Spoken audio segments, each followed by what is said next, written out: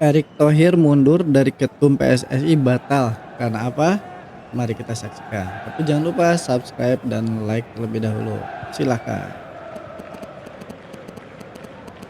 Ya, ini dikutip dari pikiranrakyat.com ya.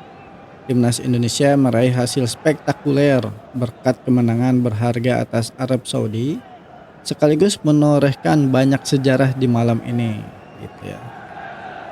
Namun sebelum pertandingan malam kemarin dimulai, Timnas Indonesia masih diragukan untuk merebut 3 poin dari negara yang pernah mengalahkan juara Piala Dunia Argentina di Qatar pada 2022 lalu. Nah, tagar STY out ya hingga ancaman Ketua Umum PSSI Erick Thohir yang akan mundur jika Indonesia kembali kalah di kandangnya memunculkan kekhawatiran di kalangan pecinta sepak bola tanah air.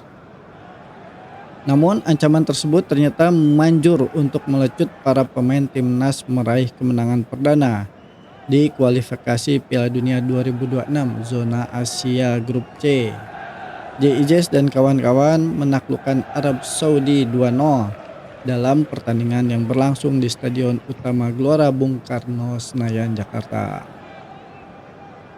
Selamat kepada seluruh pemain, tim pelatih dan ofisial atas kemenangan pertama, sekaligus krusial bagi Indonesia menuju Piala Dunia. Saya bangga atas kerja keras pemain yang mati-matian meraih poin dan menjaga peluang Indonesia tetap ada untuk lolos, ujar Erick Thohir selesai laga. Ya, usai kekalahan telak 4-0 dari Jepang pada Jumat lalu, pria yang juga Menteri BUMN itu memberikan ancaman akan melepaskan jabatan sebagai Ketum PSSI jika para pemain dan pelatih tidak mendukung dan berjuang maksimal demi kesuksesan Indonesia lolos ke Piala Dunia 2026. Ketika itu di kamar ganti pemain timnas, Erick menegaskan dirinya siap mundur sebagai Ketum PSSI jika pelatih dan pemain tidak lagi menunjukkan keyakinan ya, terhadap proyek besar yang sedang dibangun untuk timnas ini.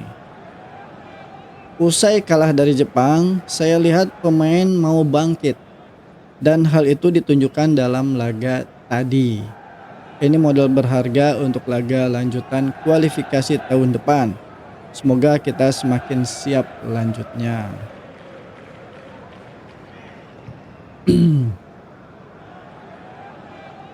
Baik, kita lanjut ya. Jangan lupa subscribe dan like ya.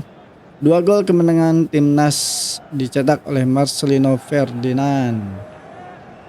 Gol pertama dihasilkan pada menit ke-32 dari serangan cepat Ragnar Oratmangun menusuk di kiri lalu mengirim umpan tarik.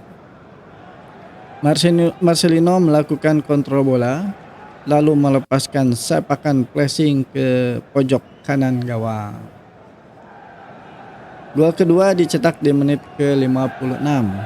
Lewat skema serangan balik, Indonesia sukses membobol gawang Arab Saudi. Sepakan keras Marcelino sempat mengenai bek, tetapi bola kembali ke arahnya dan dicip masuk melewati kiper Arab Saudi. Hasil ini menempatkan timnas Indonesia di posisi ketiga, menunggu hasil lain dari Australia dan Bahrain. Oh, sudah ada ya. Sudah ada, skornya 2-2. Di laga lain Jepang menggasak tuan rumah Cina dengan skor 1-3. Negeri Sakura semakin nyaman di peringkat pertama sedangkan posisi 2-6 hanya berselisih gol di 5-6 poin saja. Ya, jadi kalau kita lihat klasemen ya. Jadi sebetulnya ini di posisi kedua sampai ke 6 itu sangat sangat berpeluang ya semuanya ya. Nah, jadi ini hal yang sangat beruntung bagi timnas Indonesia karena poinnya tidak terlalu besar. Kalau Australia menang ya, ya memang tidak mempengaruhi, tetapi dengan Australia draw dengan Bahrain Artinya ada peluang Indonesia bisa langsung masuk ke Piala Dunia gitu tanpa melewati ronde keempat ya. Karena ini selisihnya 7 poin misalkan. Indonesia bisa menang melawan Bahrain, melawan Cina, dan melawan Australia. Artinya 9 poin yang didapat ya. 9 poin yang didapat. Nah, jadi total 16 poin ya Indonesia dapat. Sedangkan Australia misalkan hanya ditahan kemarin aja oleh Saudi ditahan. Kemudian oleh Bahrain juga ditahan ya. Nah, kemudian lawan Cina ya diharapkan Cina juga bisa menahan gitu. Ya, dan Indonesia bisa menang lawan Australia gitu. Nah, ini kemungkinan besar Indonesia bisa langsung lolos ke eh, Piala Dunia tanpa melewati ronde keempat lagi gitu. Tetapi jadi kemungkinan besar di peluang di peringkat ketiga dan keempat pun cukup besar. Di atas kertas nih Indonesia bisa mengalahkan Bahrain. Nah, sedangkan waktu di waktu bermain di Bahrain pun seharusnya menang ya. Kalau timnas di Bahrain itu menang, sekarang peringkat Indonesia tuh di posisi kedua loh. Ya. Sekarang posisinya 6. Kalau di poinnya 6. Kalau di Bahrain itu menang, artinya 3 poin, ada 9 poin dan itu posisi kedua. Jadi kalau menang ya lawan Bahrain gitu. Nah, itu yang harus eh, apa kerugian timnas Indonesia. Tapi ya itu sudah terjadi, sekarang tinggal menatap ke depan bahwa masih ada peluang bagi timnas Indonesia untuk di posisi kedua. Lagi pula sekarang Australia lagi paceklik kemenangan, sulit untuk mendapatkan kemenangan dan selisih golnya pun sama dengan Indonesia ya.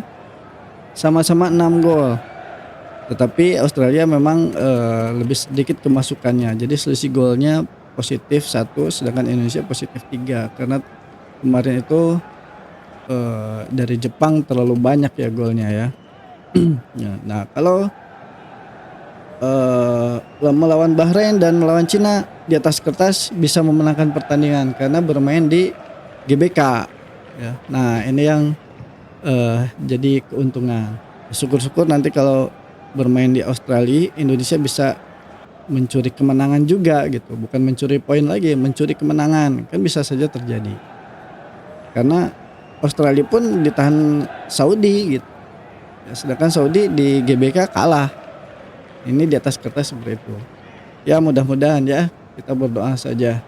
Ya, jangan lupa subscribe dan like agar tidak ketinggalan update berita mengenai timnas Indonesia dan juga klub-klub di Liga 1 ya. Terima kasih.